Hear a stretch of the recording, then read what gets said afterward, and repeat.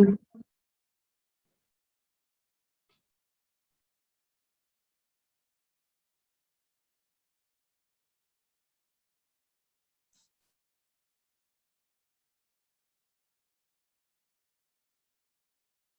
right, any questions before we get started? One, before you leave the room, tonight. And I just want to give you all a heads up, the next couple of weeks. There's your next test is 2 weeks from today in class. And then a week after that, you have the mastery exam, which is basically all about taking derivatives. So just want to give you a heads up. They're not terribly close, but I'll be offering you some review materials, and I'll set up some extra office hours around those weeks as well. But in case you weren't already aware, I just wanted to make you aware they were coming up. Any questions? All right, so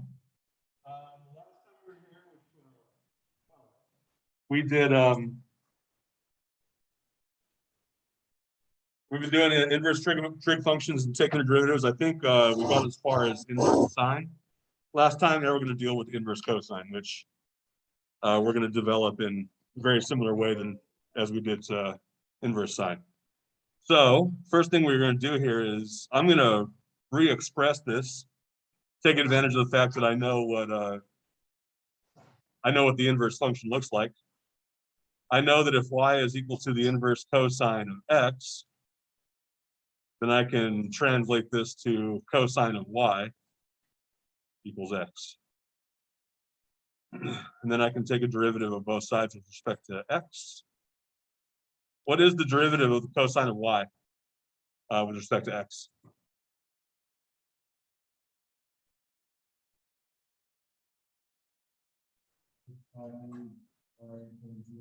Negative sine y, dy dx equals 1. All right, so which means this is true. Dy dx is equal to -1 over sine of y. And just like for the inverse sine, I don't want to leave that in terms of y. I want to put that in terms of x. So let's draw a triangle again. So what do I know? I know the cosine of y, so y is an angle. I know the cosine of y is equal to x.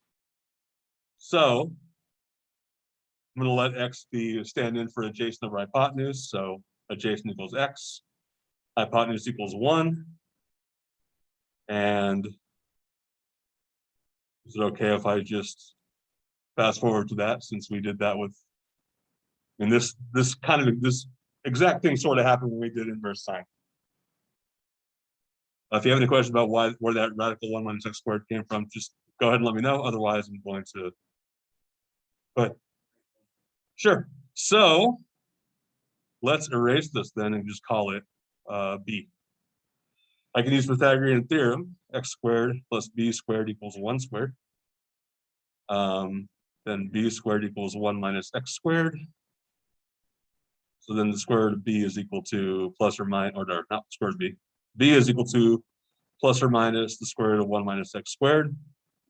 But since I am calling b a length, it doesn't really make sense to talk about it as negative. So just take b as radical 1 minus x squared.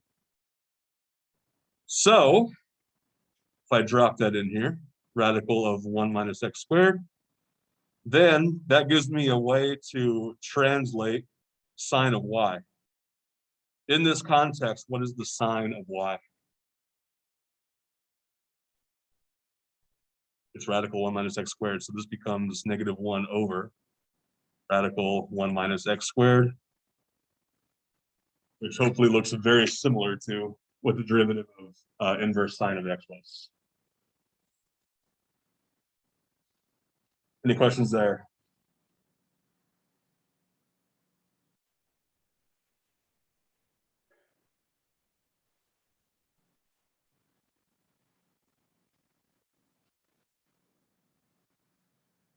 Let's do inverse tangent while we're at it.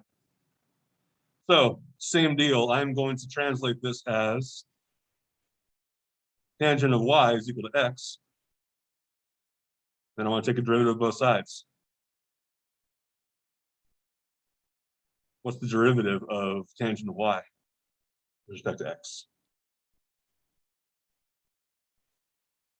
Yep, secant squared of x, secant squared of y, dy dx equals 1. So that's going to give me this dy dx is going to be equal to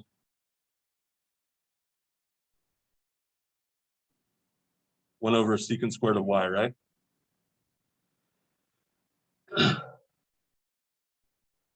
So now, same thing, let's draw a triangle to help us figure out what the secant of y is. But what do we know from before? We know that tangent of y equals x. This time I'm going to have opposite x, adjacent 1. And then this becomes the square root of 1 plus x squared. And again, I'll throw this over here. X squared plus 1 squared. This time we're getting the hypotenuse.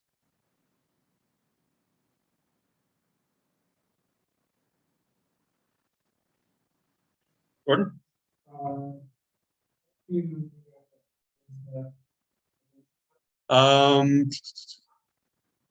So from tangent y equals x, I'm just re-expressing this as x over 1.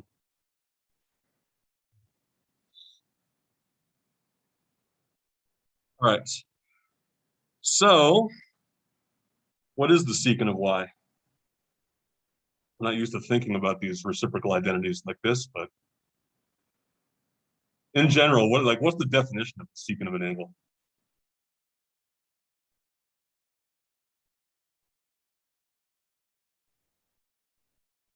Do you remember what that word means? What's that? It's hypotenuse over adjacent, or I'll go like this for now, 1 over cosine of y. I mean, it is the reciprocal of cosine. So yes, it would be hypotenuse over adjacent. So in this case, what are the lengths of the hypotenuse and the adjacent side to y? Right, so this becomes dy dx equals 1 over the square root of 1 plus x squared, right? So this derivative is just 1 over 1 plus x squared.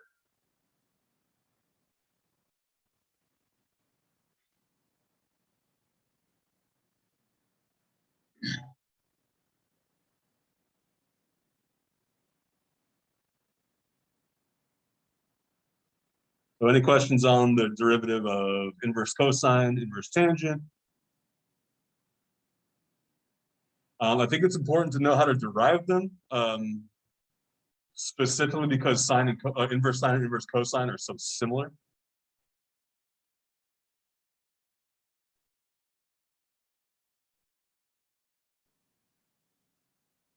And relying on memory isn't always the best idea. Any more questions here? Okay, so let's just recap. These are the ones that we've done over the last few days.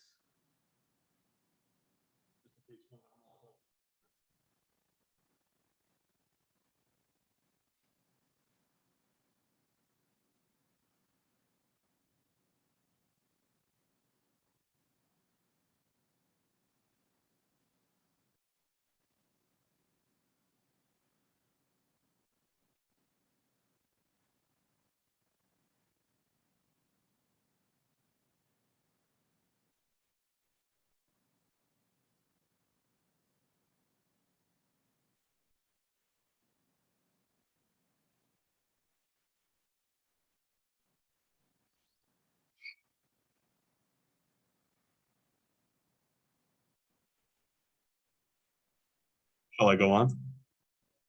Okay.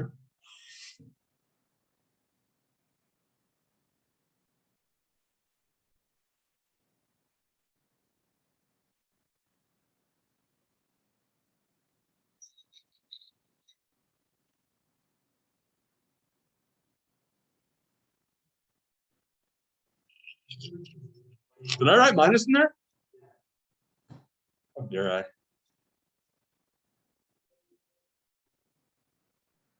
if you wrote down 1 over 1 minus x squared, sorry.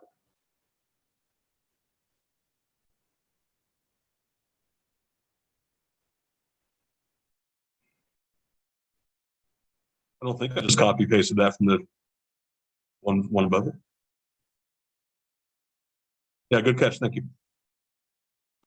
All right. So now let's simplify this thing. The cosine of the inverse tangent of x. I'm not taking a derivative, but not taking a derivative, but I want to try to get an idea of this. So let's do this first. Let's say that the inverse tangent of x, let's call that thing y, just to help us organize it.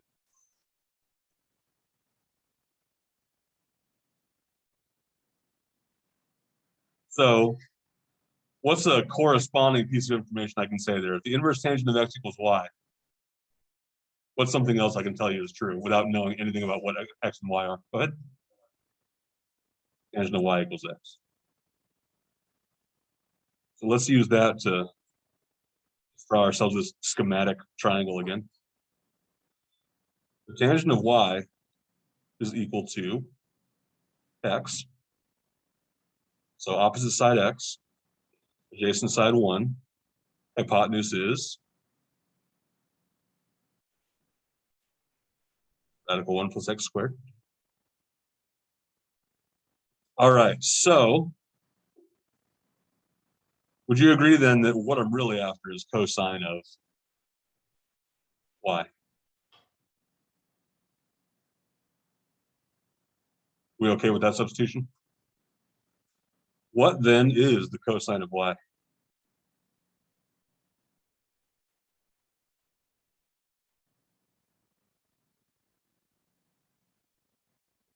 Yep.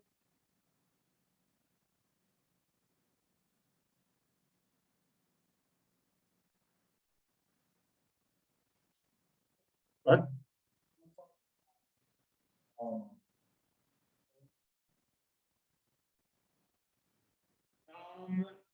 Yes, more directly because we said the inverse tangent of x is equal to y. So because of that, we just dropped that in for this inverse tangent x. And I mean, really, kind of the reason I went through this exercise is just to give you an idea as to why it's a good idea to organize all these things. I think if you try to just go to cosine of the inverse tangent of x and try to juggle all those pieces in your mind in one step, I think that's really, really difficult to do. But giving it an intermediate name like y, drawing out that triangle to keep track of everything, I think those are valuable things to do, or however else you organize those things. Jordan?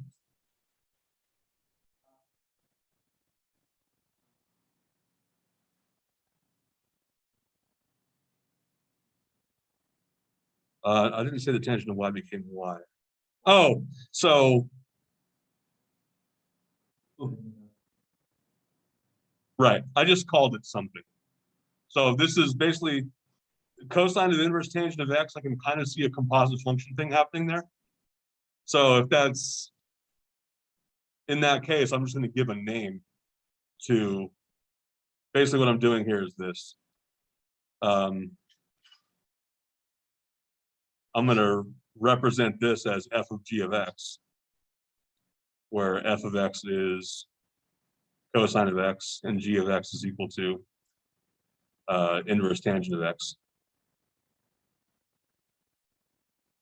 Or just to keep things more compact, I also want to call this thing y. I'm just renaming certain components of this expression so I can deal with them one at a time instead of all at once.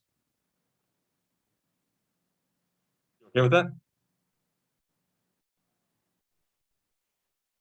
You sure? Ask me another question. We got plenty of time to talk about this. Or you can think about your question and ask me later. Cool. All right. Any other questions on this thing here? All right, let's think about a limit here. So the limit as x approaches 2 from the right of the arctangent of, remind me, I think last time we met on Friday, we used this notation of arctangent. Okay.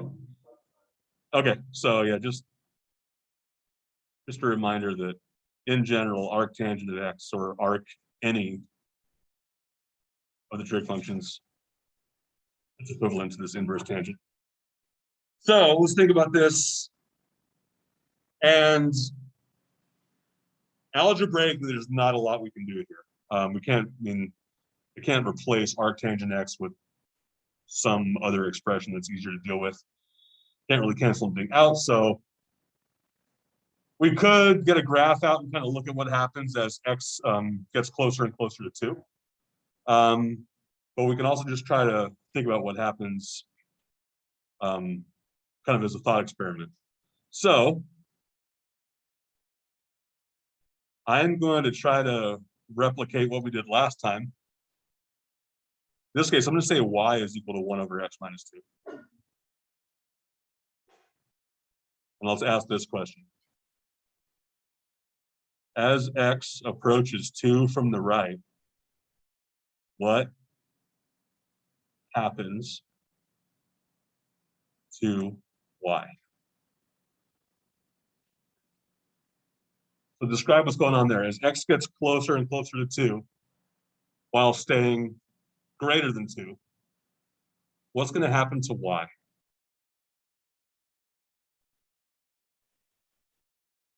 What do you mean when you say infinity? So y is going to get larger and larger and larger, right? Are they going to be positive or negative? They're going to be positive, right? So are we okay with that? So as x approaches 2 from the right, y approaches infinity. Y grows without bound. So I guess now what I'm asking is this.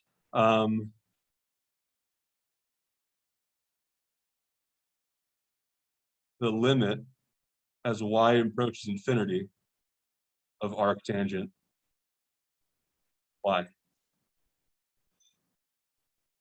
I'll leave it there. Does anybody have any thoughts about that without me doing any further representation there?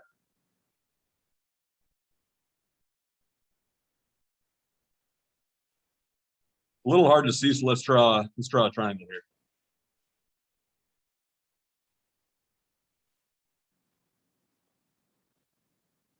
Arctangent y, doesn't that mean that y is a ratio of things?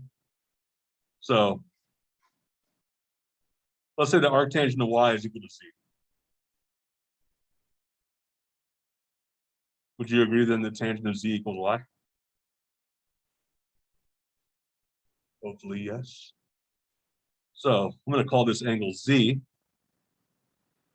opposite side y, adjacent side 1. So what am I saying is going to happen to y here? It's going to get increased until what? It's going to keep getting larger and larger and larger, right? So now what we're really looking at, what's happening to what? As y gets really, really, really large, what are we interested in now? We're looking at z, right? We're looking at that angle. So as y gets really, really, really large, keep in mind that the base there, the adjacent side isn't doing anything. It's going to stay 1 constantly. But as y gets larger and larger and larger, what is that angle doing? It gets bigger and bigger and bigger. Does it have a limit? What is that limit?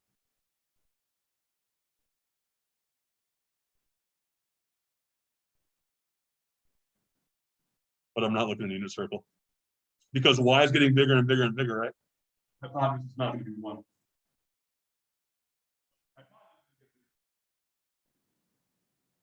So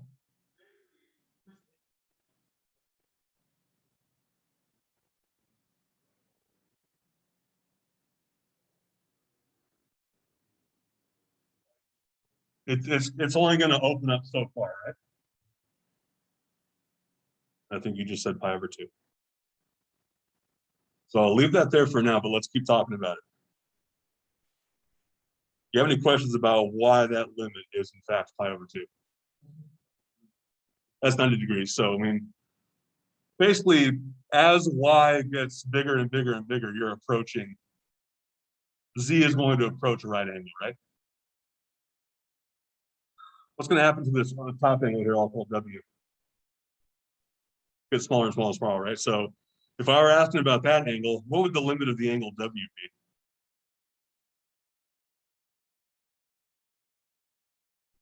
It'd be 0, right? So z is going to open up, getting arbitrarily close to pi over 2. W is going to narrow, getting arbitrarily close to 0.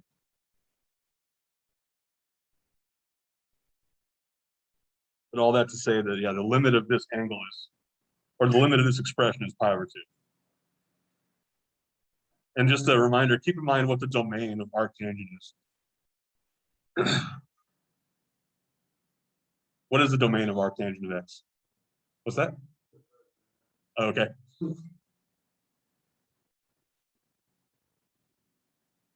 That's the range of arctangent. So yeah, so the range of arctangent of x is this exclusive negative pi over 2 to pi over 2. So if I give it an angle, it's going to have to give me, sorry, if I give it a ratio, it'll have to give me an angle back between negative pi over 2 and pi over 2. But what kind of ratios can I give it?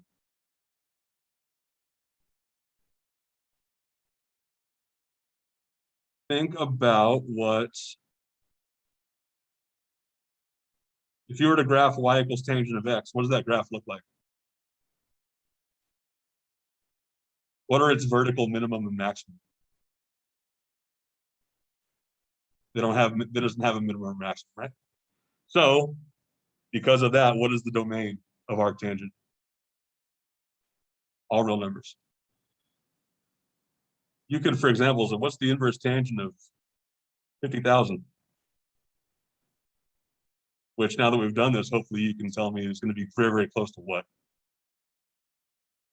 50,000 is a huge number, right?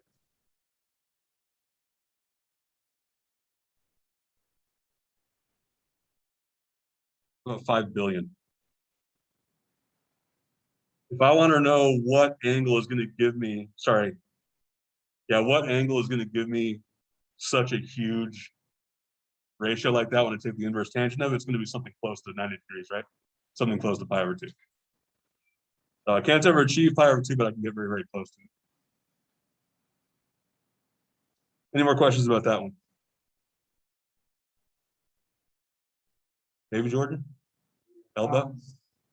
The name of tangent of be like would repeat, Um, right?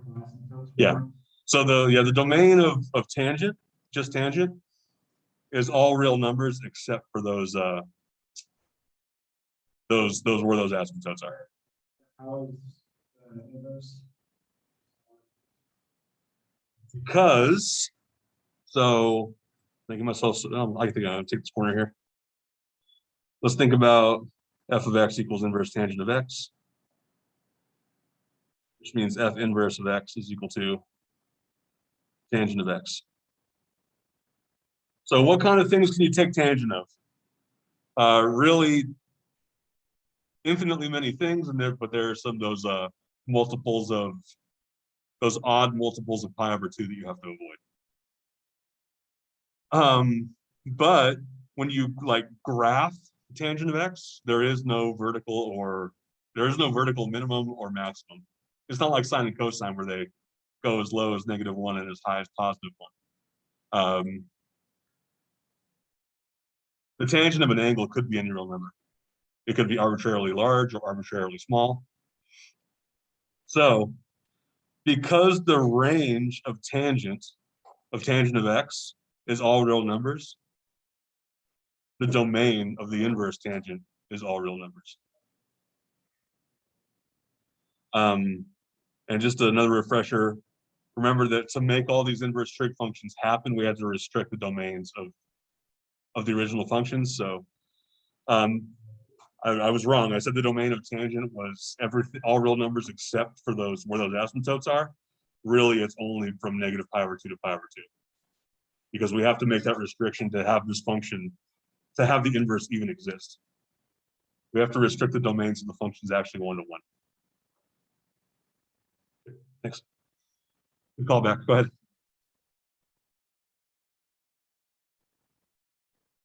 The domain of, make sure I have all the things right here. What names did I give? The domain of tangent of x is negative pi over 2 to pi over 2. Exclusive. The range is all real numbers. And those get transposed when you talk about the inverse. All right, some other differentiation rules. I'm not going to go through developing them. If you want to convince yourselves of these, you can go through on your own using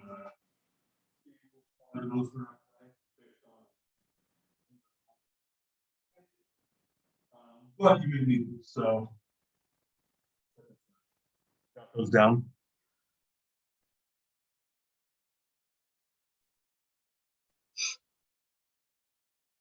It may show up on web work or mastery exam, things like that.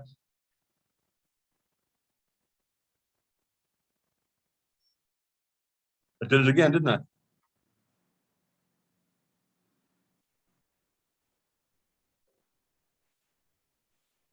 This one I'm pretty sure I just did copy and paste from last.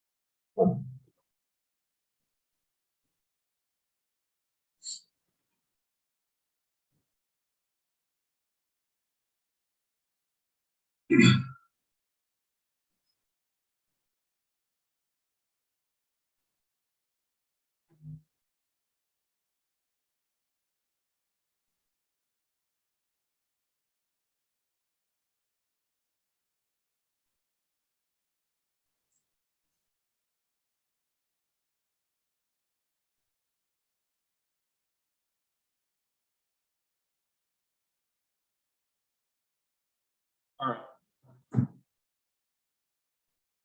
Bongo.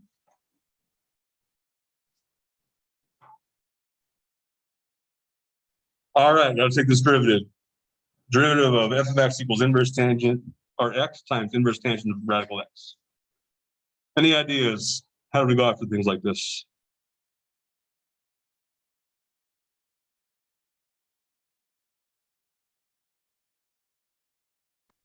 What's one thing we must? Chain rule is going to happen here. Is there anything else we must do? I wrote a star, so yes, there is.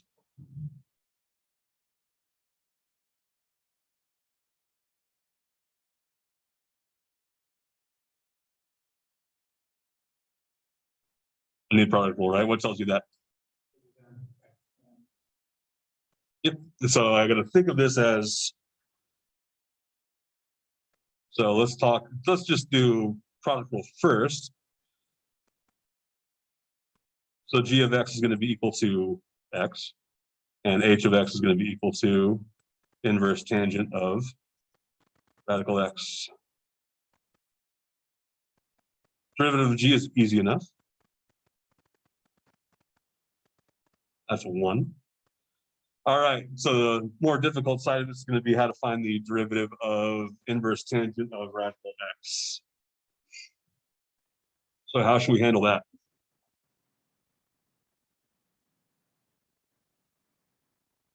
Chain rule, so running out of letters. K of x Let's do h of x is equal to j of k. J of k of x. In that case, what's k of x? K of x is equal to radical x, and j of x is equal to inverse tangent of x, which means j prime and k prime are things we need.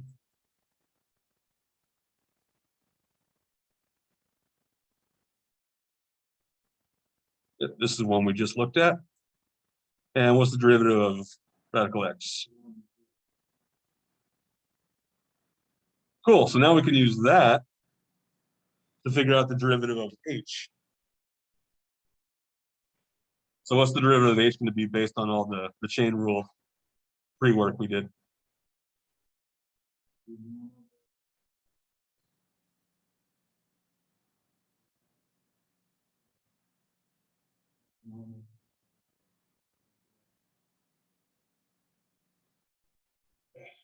We okay with that?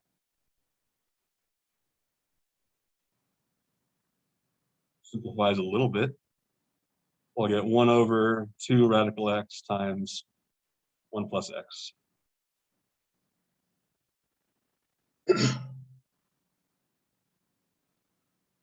We have everything we need to finish the derivative now, the whole thing. Cool, what's it going to be? So inverse tangent of root x is a 1 term.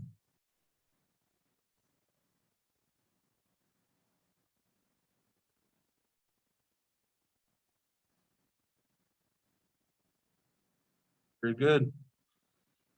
Any simplifying I can do, kind of?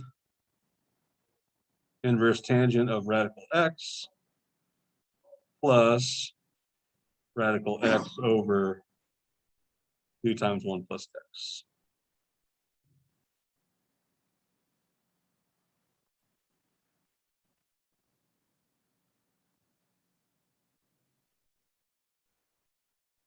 Gordon.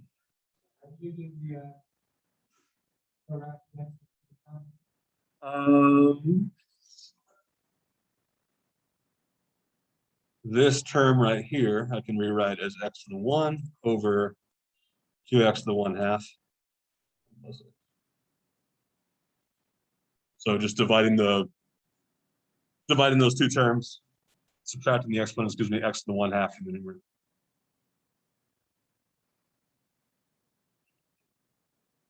Thank you. Anything else?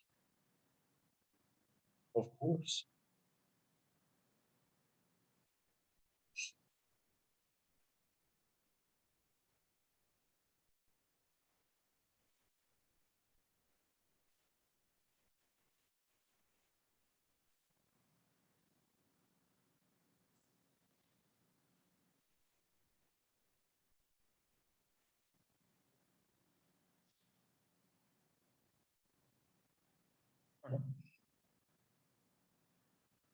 Oh, that was it.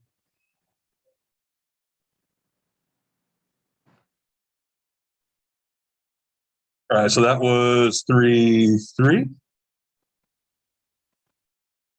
3, 5. Okay. So we're going to skip 3, 6.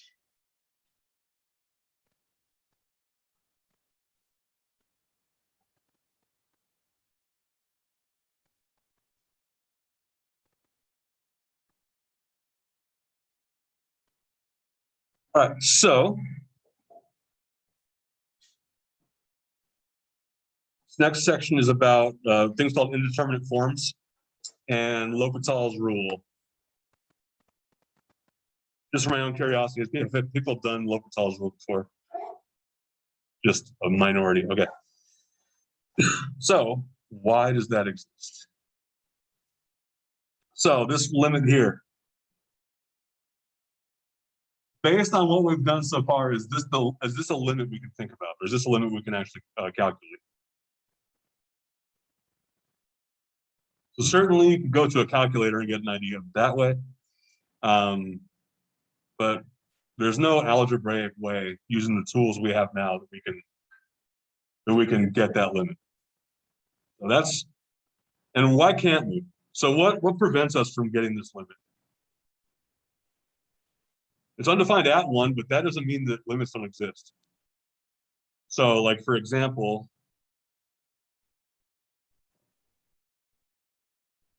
if I had the limit of this, how do I want to do this? X minus 1 over x squared minus 1. Like we could, so that's undefined. X equals 1, but I could do something else.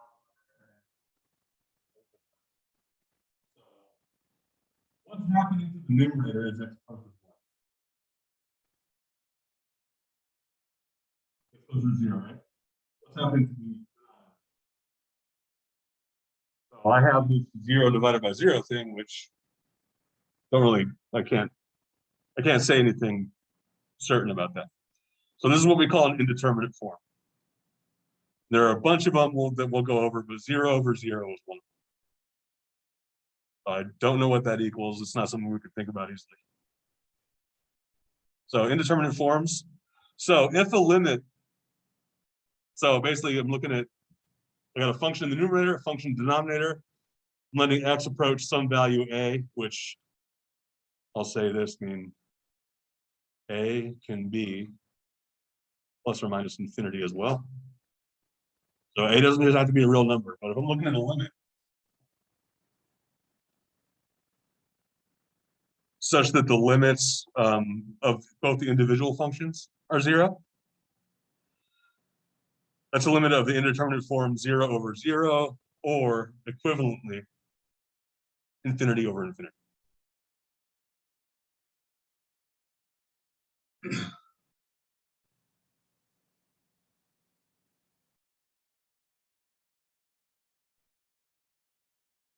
Has anyone heard this term indeterminate form before? Even if you haven't, do we kind of understand?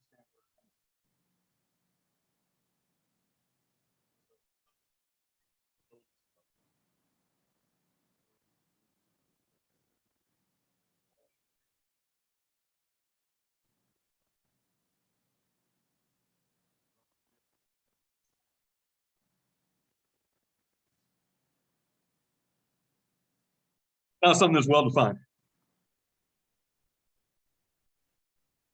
So how do we deal with things like this? If we have a limit of that form, then here's what L'Hopital's rule allows us to do. That limit of f over g is equal to the limit of f prime over g prime. So instead of just looking at what the function, like what the value of the function approaches at that base point a, I can also take into consideration the rate of change, the rates of change of the individual functions to get an idea of that limit.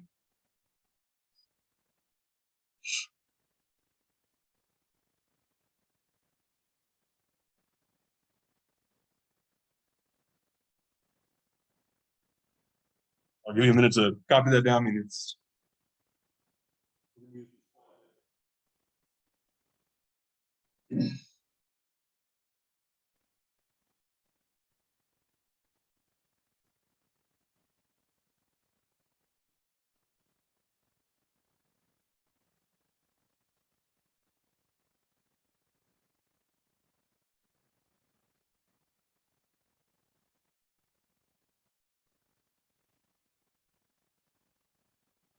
all right. So let's look at the example that we just decided we were ill-equipped for.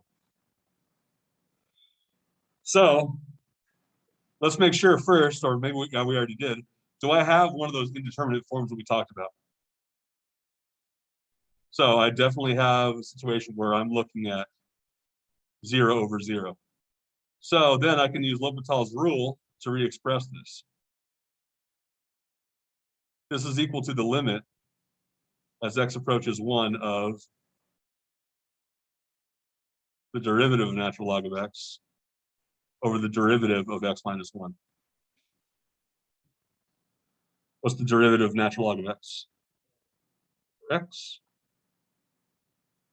And x minus 1?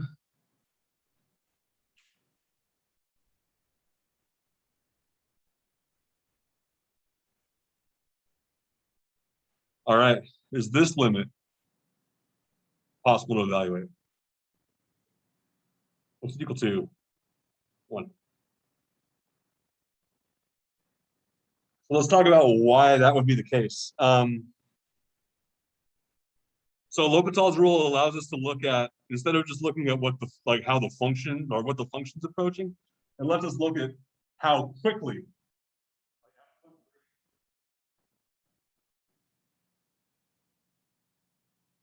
which is growing.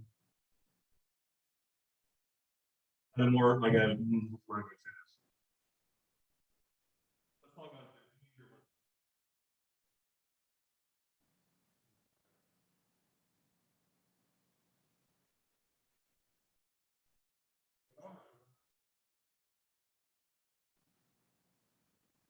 Straight line. So what can you say about a straight or change?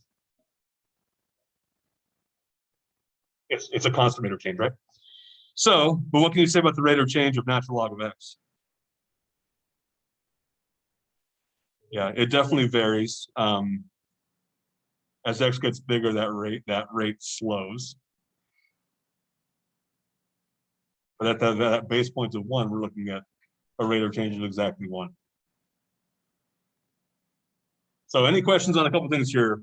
A, why we can use this rule, and B, how we use it, like how it works. Sebastian?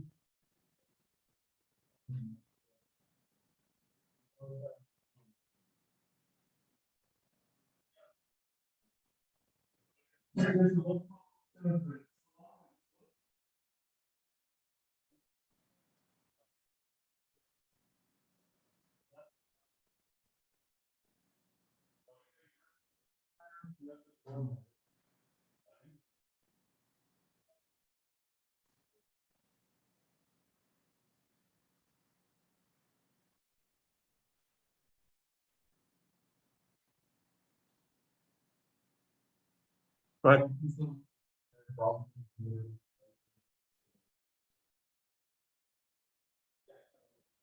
That's a local.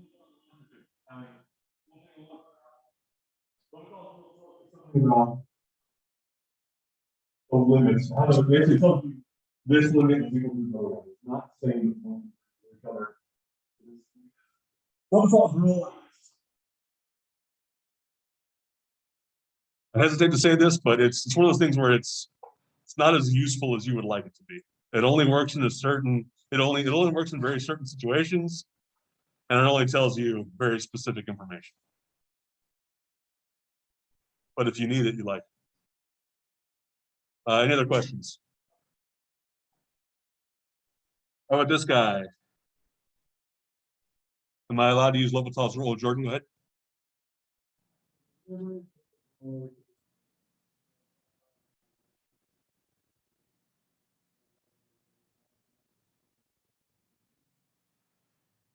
That is not something we are able to do. I don't think I'm trying to think of what we've done that is reminding you of that. So L'Hopital's rule is the closest thing I could think of that allows you to think about the derivative in terms of, think about the limit in terms of the derivative.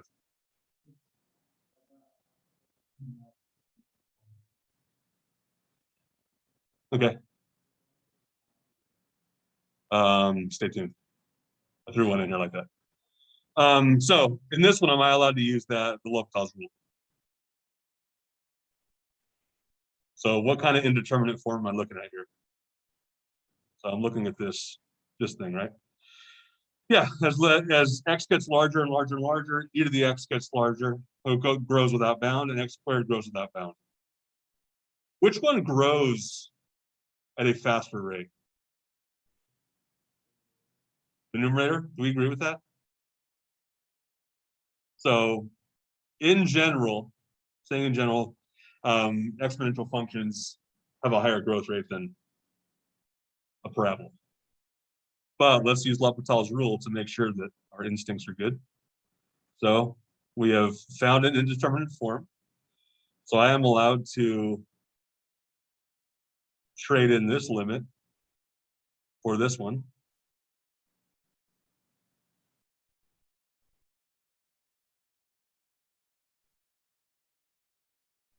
What is the derivative of e to the x? E to the x. What's the derivative of x squared? All right. What can we say about this limit?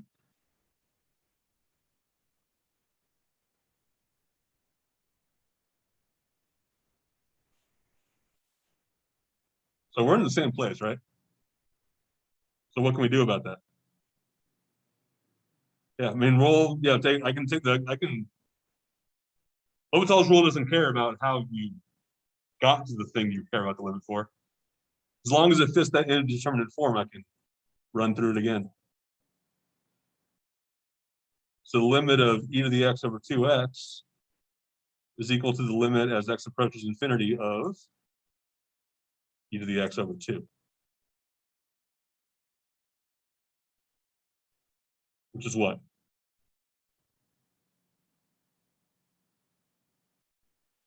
Infinity. Yeah, that's gonna grow without bound.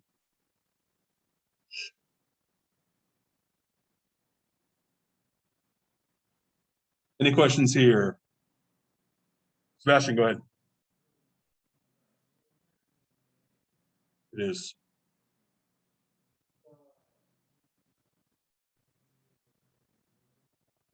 So that's telling me that that's an indeterminate form. Basically what I'm doing there is, I'll ask you, why did I write infinity over infinity off to the side there?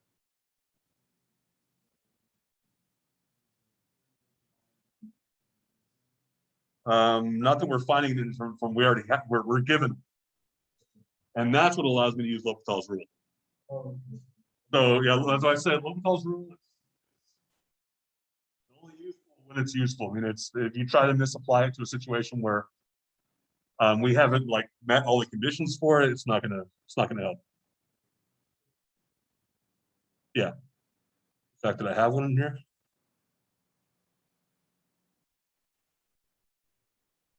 Maybe it's coming later.